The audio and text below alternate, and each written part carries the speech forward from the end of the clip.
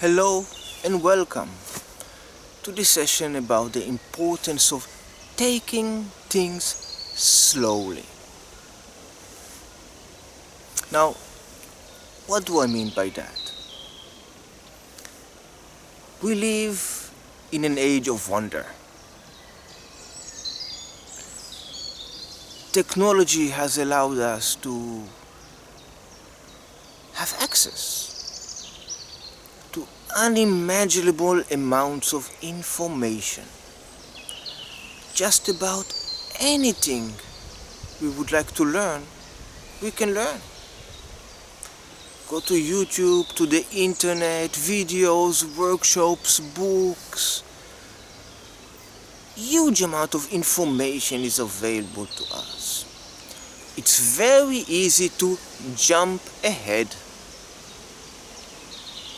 Jumping ahead is not helping you.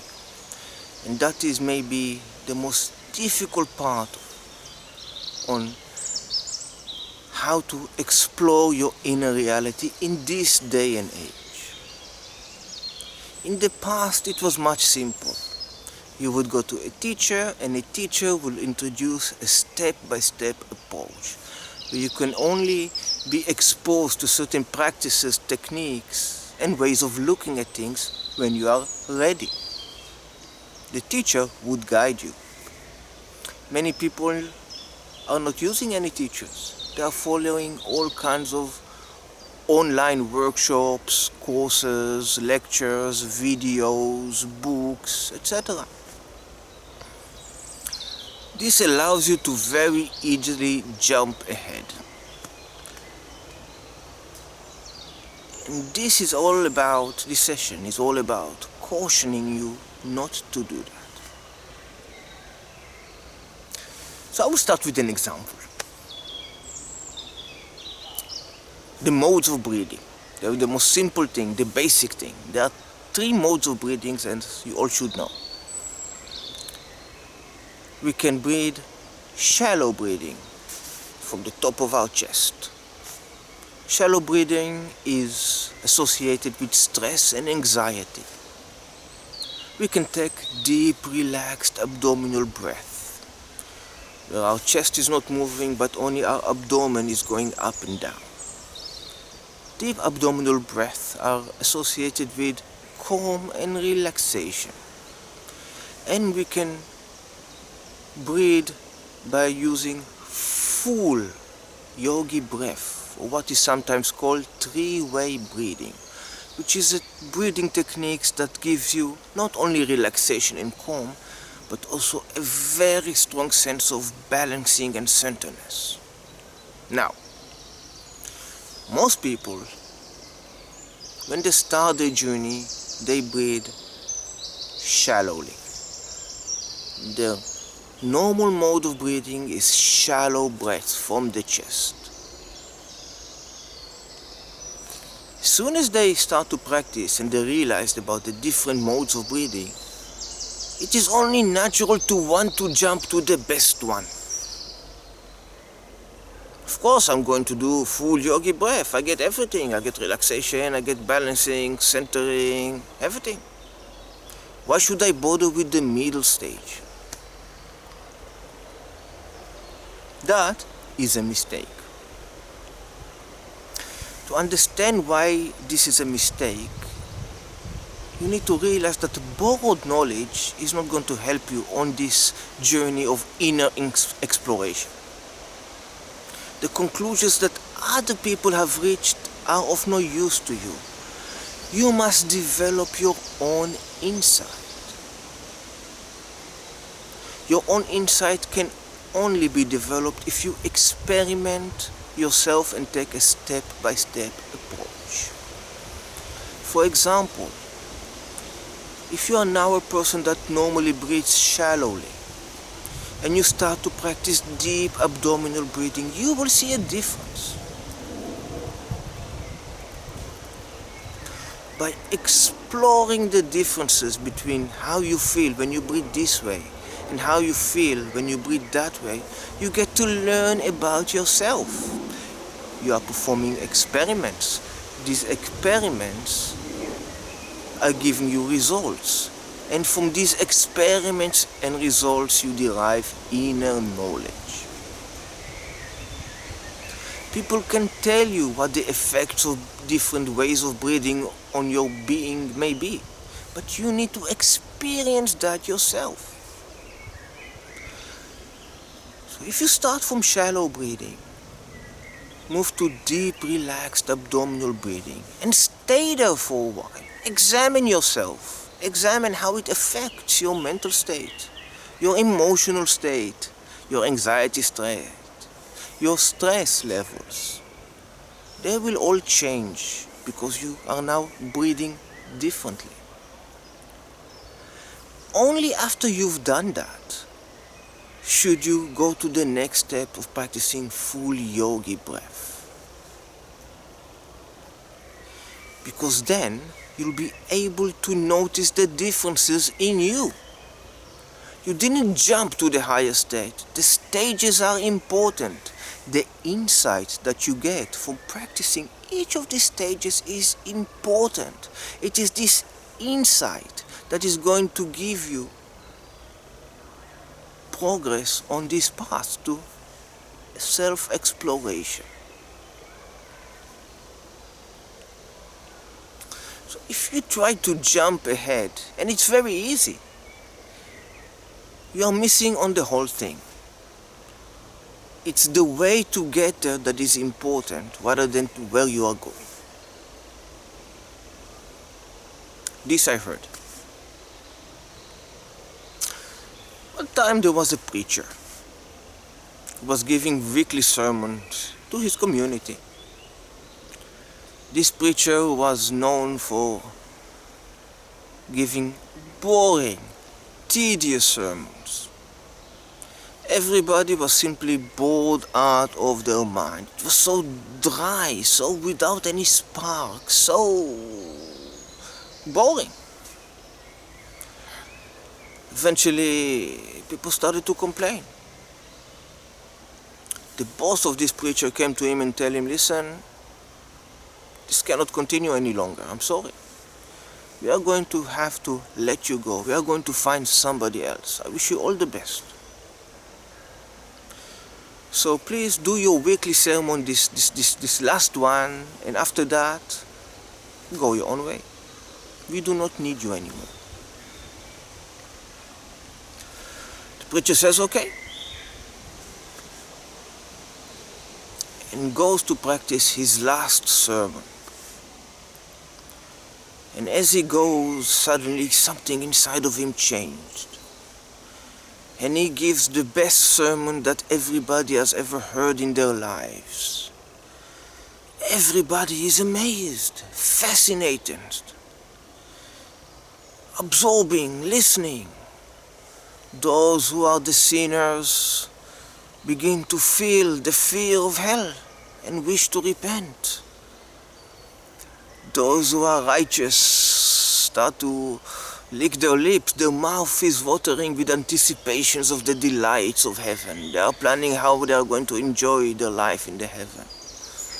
And those people who had no position on either they are righteous or sinners feel a strong urge to get a position on the matter. By the time the sermon is finished, everybody's eyes are shining. There is silence.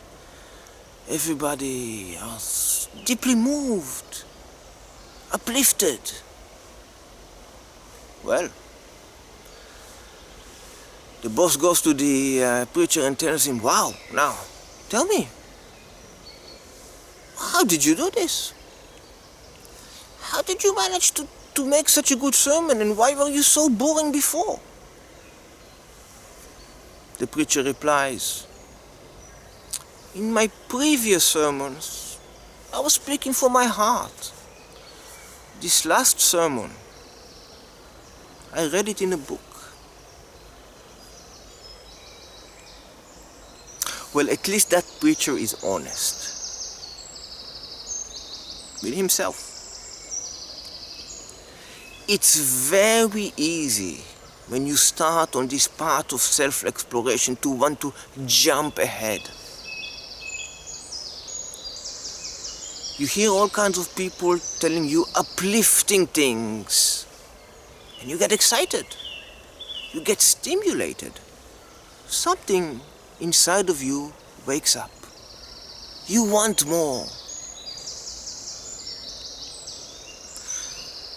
I remember in 1999 where I first started to learn meditation. This was in a place called Dharamsala in India, where the Dalai Lama sits, and there is a community of Tibetans in exile which are teaching Buddhism.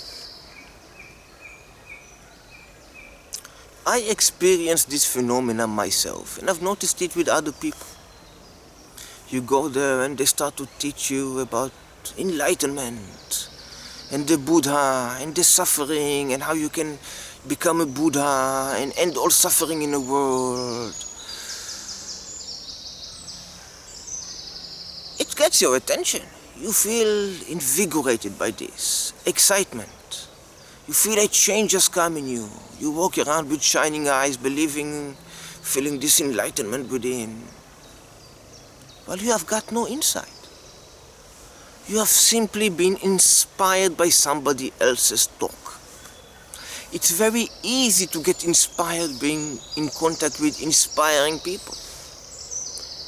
Then you become a junkie. You use their inspiration, you absorb the inspiration of others, and it gives you a good feeling. And as long as you are with contact with the other people, with the people who give you this inspiration, you feel happy. But this is not your own knowledge. This is not your own sermon. You are getting inspired by what other people have said. It's good. These people are supposed to inspire you. But the thing is to inspire you to make your own discoveries. And the only way to do that is to understand that you must take a step-by-step approach. People don't want to do that. It's natural, understood. You want to jump ahead. You want to do the best, the highest practice. People tell you there may be levels. Then you want to jump to the highest level. Why should I begin in level 1? I can begin in level 10. It doesn't work. And resisting the temptation of not to go further than where you are at the moment is a huge problem in this age where all the techniques are available. The only way in which you can really do it properly is by going to a teacher. This teacher will know which level you are and will be able to give you the right techniques, exercises, contemplations that fit your level.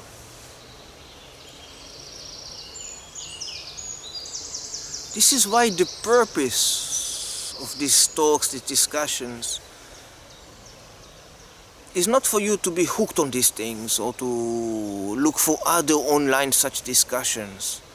If you feel inspired, go find a teacher. And follow their instructions. And if the teacher is not good, then find another one. How do you find a teacher? Well, the best teachers is the ones that are closest to you geographically. Try with the closest one. If this closest one is not a good teacher, then go for the second closest. If that is not a good teacher, go to the third closest, etc.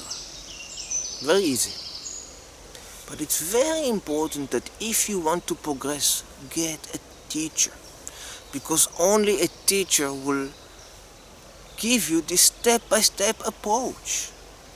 When you learn by yourself, either you need extreme discipline, which very few people have, or a teacher. So in sessions, I will often give certain techniques. Some of these techniques will be beginner's techniques. Some of these techniques will be advanced techniques. I will specify that these are advanced techniques. That certain things have to be mastered first before you can try this. And the reason is because I try to stimulate people on all levels. Do not try to jump to the advanced techniques. If you hear something like, first you need to do this, then you can do that, take it seriously. It's not said for nothing. There was a bug there. Take it seriously. It's not for nothing that people say that first you need to do this and then you need to do that. Trying to practice all kinds of techniques that you are not ready for only cause you to be frustrated and fail.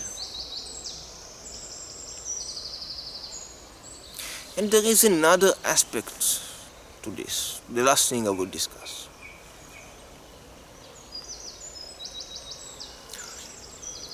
When you go on getting excited by other people, you are building like a hot air balloon.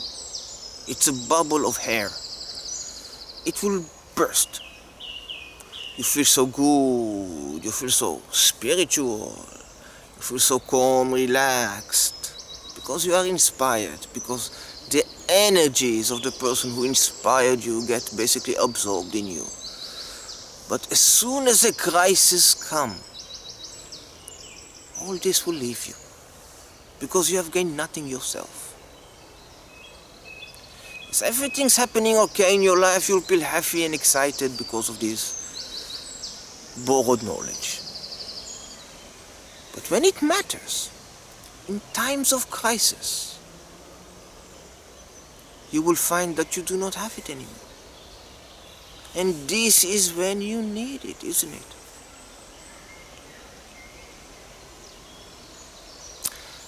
So take care.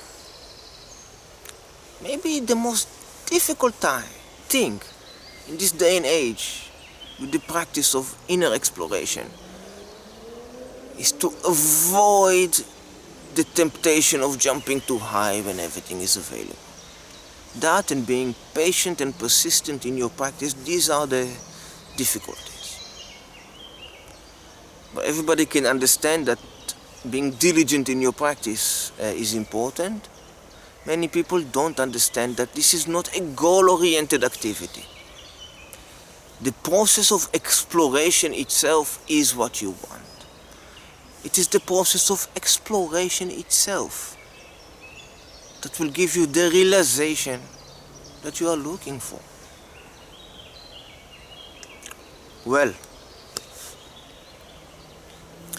I hope that I gave you something to think about and contemplate. I hope you enjoyed this session, and I'll see you next time. Take care.